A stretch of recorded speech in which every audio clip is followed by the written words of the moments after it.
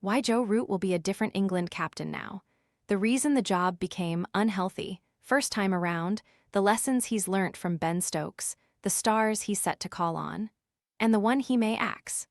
Joe Root yesterday acknowledged he had taken on a difficult but hugely rewarding job after being reappointed as England Test captain. Perhaps the water passing under the bridge since he quit 4 years ago emanated from Lourdes rather than Lourdes, because it appears to have contained healing properties for a player who said his relationship with the captaincy had become unhealthy and felt like a big weight on his shoulders. So, what exactly has changed for Root? The most obvious answer is the environment. Tired of constantly refilling your pet's water bowl?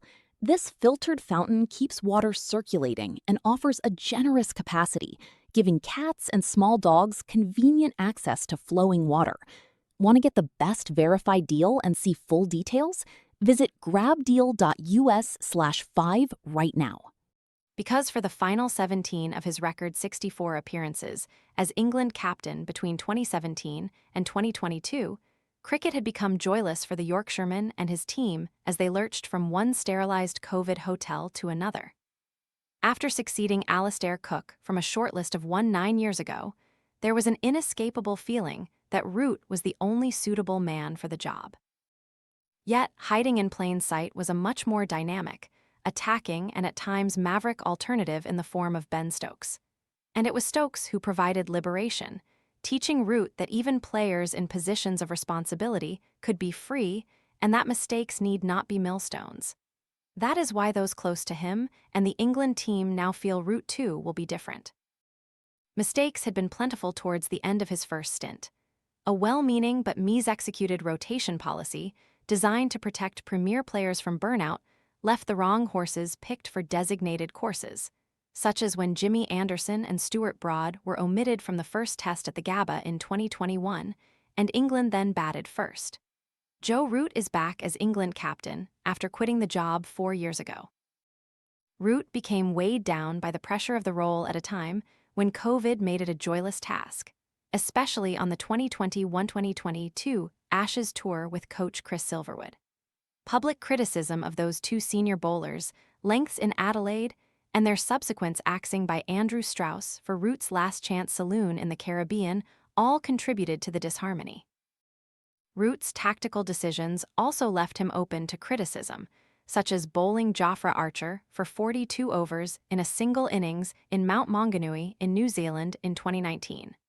Such was his longevity that he is simultaneously England's best and worst captain statistically, winning 27 and losing 27.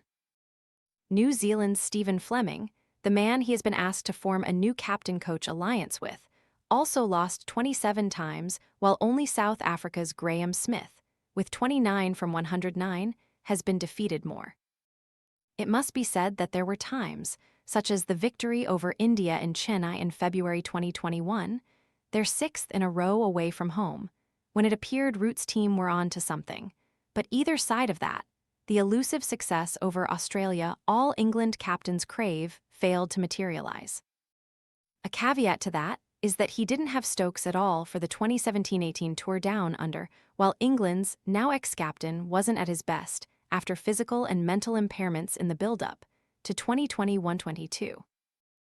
And covering for Stokes' absence now is going to be the primary issue Root has to manage, initially working with the interim coach Marcus Trescothick for the upcoming series against Pakistan from August 19, with Fleming, England's second choice to replace Brendan McCullum after Andy Flower, granted a delayed start date to spend time with family back in New Zealand.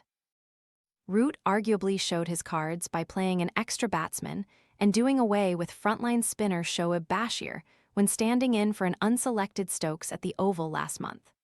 Whether he can do that in August when pitches are at their driest and likely to offer turn remains to be seen.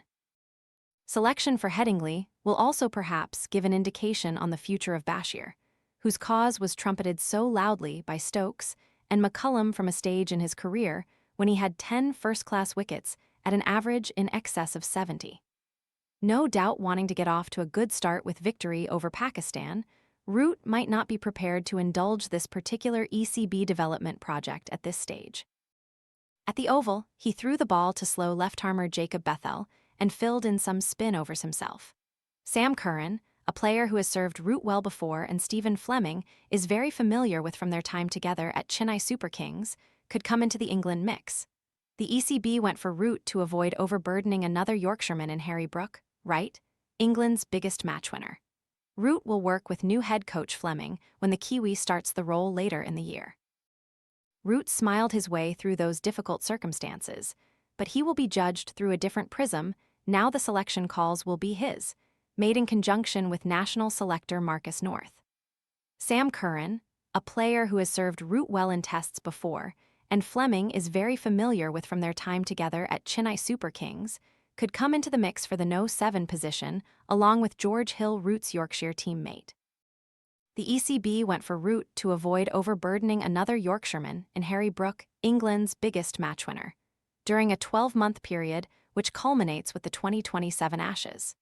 This despite Brook maintaining his personal form in leading England temporarily to the top of the 2020 rankings this month, and resuscitating their 50-over form with series wins over Sri Lanka and India. Mark Butcher led the criticism from former England players yesterday, calling it a retrograde step. However, with the Root Stokes axis now a thing of the past, a triumvirate of Root, Brook, and Bethel has developed inside the dressing room, and it would be no surprise if one of the other two takes over the Test armband once next summer's Australia series is out the way. No one quite knows where the team goes from here, but in a re-energized Root, the ECB are hoping they have left it in safe hands.